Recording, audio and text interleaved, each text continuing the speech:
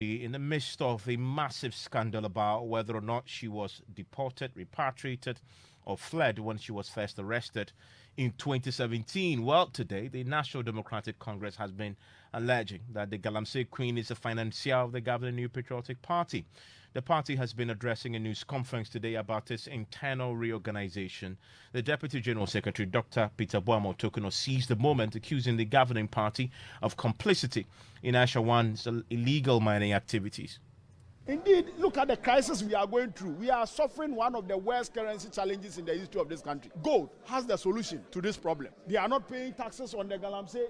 She's smuggling the gold. She's doing all manner of things against our law. And because NPP is in government and maybe they claim she's their financier, they are defending her. And they want all of us to follow suit. I mean, all of us cannot be fools in this country. If perhaps they have been deceived by Aisha Huang because she has given them some pittance, or because Baumia went cap in hand begging them for money and she led them to go and raise funds for their campaign. That doesn't mean that we, the citizens of this country, must sit down and allow them to rip the nation off.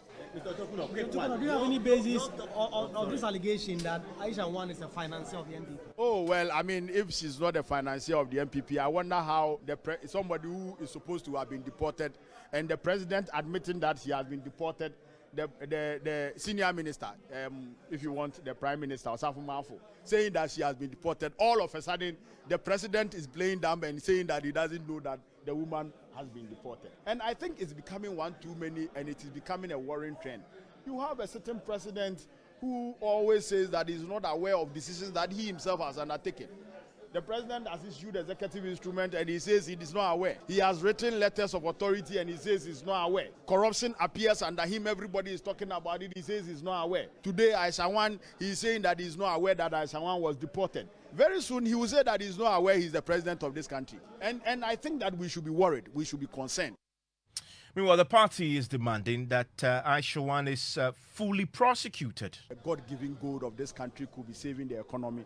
And you have somebody who has ripped this nation so much and is still ripping this nation, who has committed crime against the nation, committed crime against our laws. The NPP came to tell us that that person has been deported, even against the wishes of the people of this country. We said that the person has committed crime against our laws. Let's deal with that person. You don't deport the person because the person is not a diplomat. If any diplomat comes here and messed up, because the person is a diplomat, maybe there are some bilateral, arrangements that requires you to deport the person. But this is not a diplomat. This is a private Chinese citizen who has entered our country and has messed up, gone against the law, perpetrated crime, heinous crimes, stolen our gold. You understand?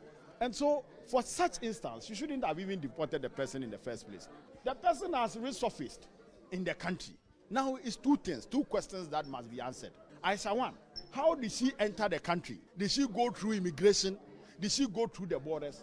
And if she didn't go through the borders, if she smuggled herself through maybe Togo or Ivory Coast, how come she was able to acquire a Ghana card? How come she was able to go through the NIA to get a Ghana card? That is another criminality on its own. But what we are demanding now, after finding out that Aisha Huang is still in the country, is the proper application of the laws of this country in dealing with her. She must be prosecuted and face the full rigors of the law. I have heard commentary from NPP operatives and the lawyers defending her that she has, this one is no matter and we are just blowing it out of proportion. Who is blowing what out of proportion?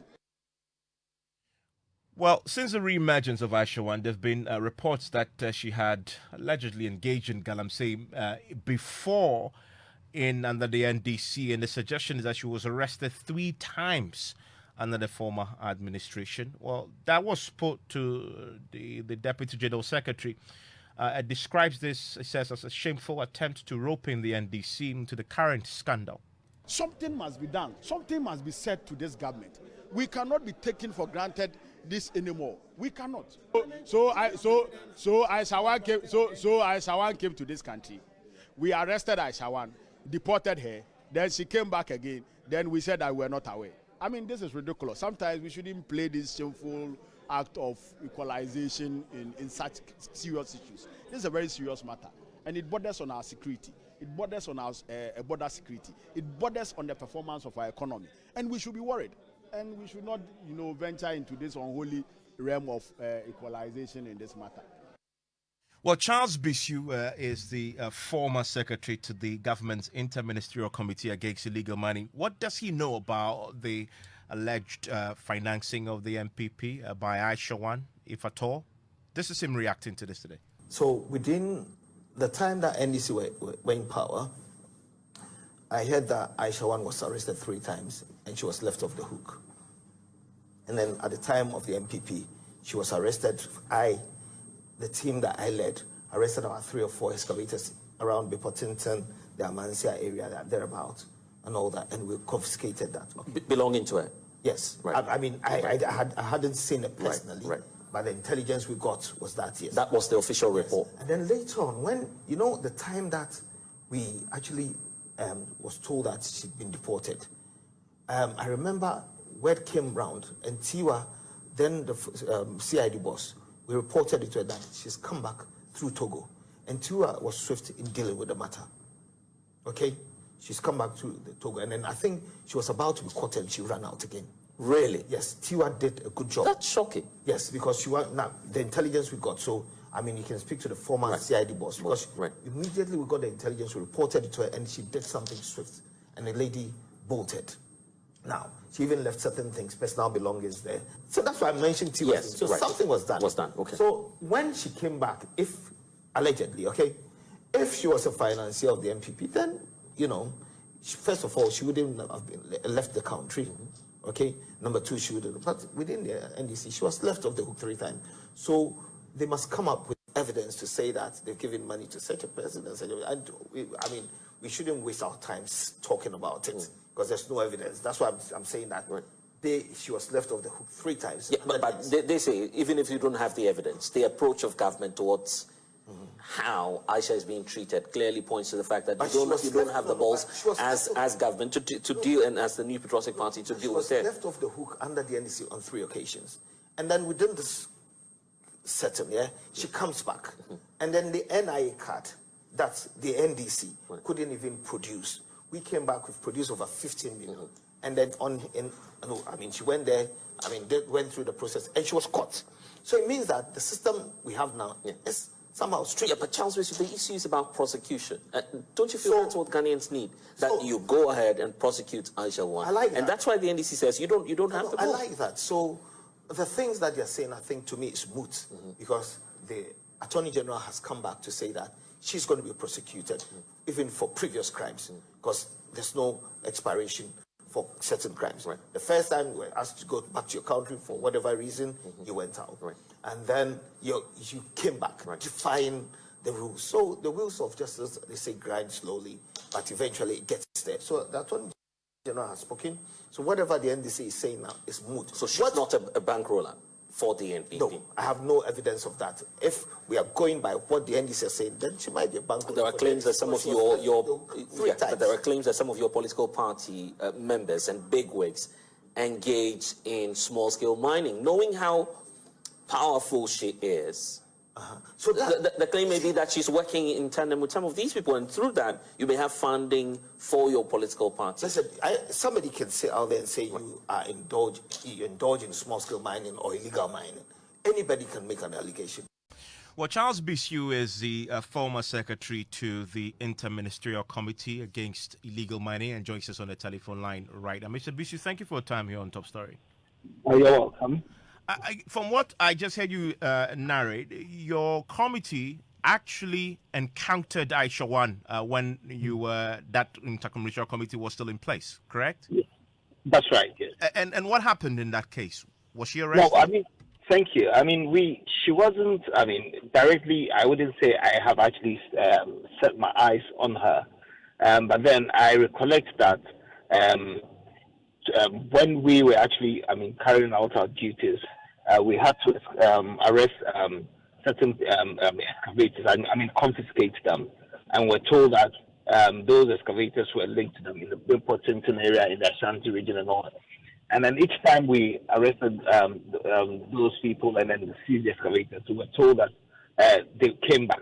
So on 3 occasions or 4 occasions, you confiscate the excavator, and then a new one is actually procured or actually found in the same area. And then later on, I heard that she'd actually been expatriated from the country. So that's the base. And then later on, I think the former CID boss, I think, did a good job.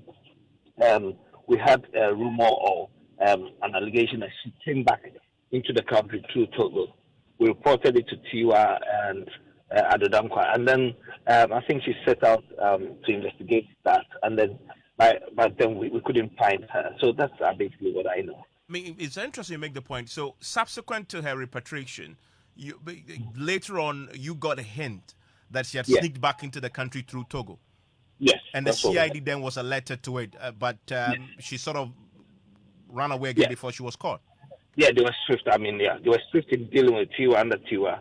They were swift in, dealing with the matter. But then I think, I do not know whether they got wind. I don't know what happened, but we never, she was arrested. So it could be a rumor, but then it was reported to us. It's possible that she was tipped off, that the CID were on to her because she had sneaked back and she had fled. Well, if that's the case, then it's confirmed the suggestion that she may have real deep links, even among the security services. Yeah, Evans, you see, this Galam say menace, it's more like a drug cartel, you see. It doesn't have political color. So when you try to politicize it, it makes it difficult.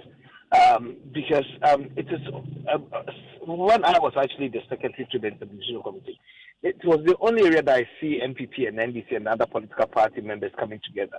Because what was the interest? The interest was the money that they were going to make at the end of the day. So they, at that point, they do not look at the political party. Sorry, when you say money they were going to make at the end of the day, as in the parties coming together to engage in Galamsey? Exactly. So it's more like the drug cartel. It doesn't matter where you're coming from. We just have to make the money. So sometimes when we politicize it, it makes I don't understand why we do that, because those who are politicizing it know the truth. Okay, now the point I am trying to make is that what have we done over time? And then under this government, the president formed an interministerial committee, an ad hoc committee, 10 ministers. Things were done, and now the Ministry of Lands and Natural Resources has taken over. Things like community mining, alternative livelihood, the drones came in, 4,500 people were trained with vetted licenses here and there, trackers on excavators. So many things were done, and we expected that district mining committees being formed and all that. So there was something. What we need to do is actually be consistent, and then also monitor what we're doing so that we are not leaving people off the hook. That's the most important thing. So at this point, I think that it's just a matter of reviewing what we're doing, because what I'm seeing is that maybe the public have lost trust because the Chinese, they're saying they've come back into the system.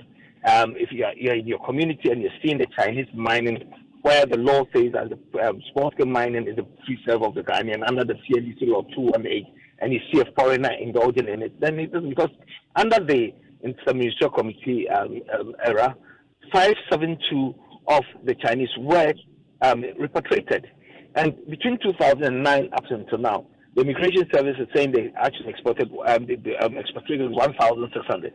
And within 2007 and 2019 alone, 572, 35% went out of the country. And then also some people left voluntarily. I remember if you contact the Immigration Service, most of them left voluntarily. So it means that at the time it wasn't made look lucrative. I think what is happening is that we have to instill more transparency. That's why the Galam stop was brought in, so that it's an amalgamation of all the agencies that are related to the international, to mining, Water Resources Commission, for it, so that we can see who is delaying the process. We can see the directors of the companies, so that whoever is mining in a certain area, there's peer pressure, there's peer review, and so we can actually hold people culpable. All these things were done, and it was linked with technology, where we had a flight hub at the center, linked with the the trackers on excavators and all that. So these things, we just have to be consistent in actually ensuring that we've done them. So that's how I see it. You've listed a host of things that have been done. So surprised to watch on right now, see the river still dirty as ever, and obviously with the rearrest of Aisha Huang, which means she was back here and doing the Galamsey actively. Surprised to learn that in spite of all the effort you just outlined, the fight is still not achieving the results that was set for you back then when you were the secretary? No, I wouldn't want to be. I mean, you're talking about being vindicated or saying I was the best person. No. Let's remember I was working under 10 ministers. Each time they congregate and then come, because, and each ministry had something doing at the same at every point in time. So, for example, Vanguard was under Interior and Defense. Chief Sansi dealt with the chiefs. So you remember me, myself, Kofi Jamesi, and Dan Botre, Minister for Reorganization, then Haja Alima. You can see that synergy there. We traveled across the country together to educate the chiefs. Then came the community, and so people were sensitized. They were brought to Accra. They understood what was going on. So everybody felt involved, including yourself, the journalists, the media coalition against Galamsey. All these, I mean, people came from, and the media coalition against Kanashime sometimes was coming from a divergent view or whatever I'm saying. But it was good for the country because somebody must be watching what we're doing so that there's transparency in what we're doing. And I am thinking that, yes, we haven't failed because, first of all, the bold step by the president to come out and say, let's ban small-scale mining and then actually reorganize ourselves. And then all that was done, everything traveled into the roadmap. I've seen Galamstop. I haven't seen it being used. Why have we spent money on it and then we've actually put it somewhere? There were trackers. Then maybe for me, then maybe I cost financial loss to the state because if we paid money for drones, we paid money for Galamstop, we paid money for trackers. Where are they? Because all these things were handed over. How many drones did you procure? Drones. I can't, off the top of my head, I can't remember. But I remember if we even went to the extent it could be over 200 because there were levels of them. We had two bigger ones that can travel for about more than 200 kilometers. And then there were other ones that we trained the district mining committee, young guys, about 144 people who went to training under at civil aviation. They got certification from UMAT, and then they were going to go do the practicals. They did that 2 weeks training as a chance for military training and all that. And those drones were linked, and we did a test, and it worked. Because at the point when people will be using excavators, because we had a tracker which is linked to the center, we're able to call people and say, hey, you've gone out of your geofence area. What are you doing there? And in the midst of that, that's when that, the sabotage came in, where you saw me, money being put in my hand. But over time, we've all seen what has happened, that it wasn't true. You understand? To that point, that was at that time evident that you yourself was complicit in the matter, and you were shown in video that you were being compromised with funds, as you just touched on. But if you use the word complicit, then it means that, yes, I was actually taking bribe. No, it wasn't even related to the work that I was doing.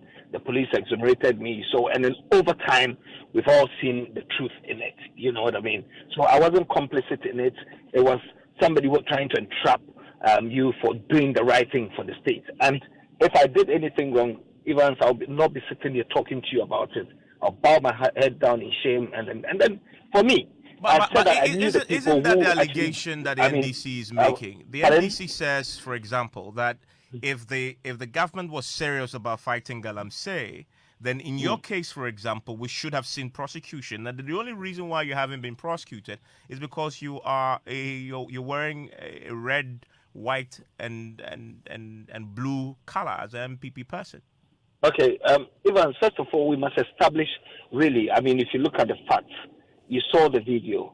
What happened in the video? It wasn't even related to it. Charles Bisi wasn't the one who issues licenses.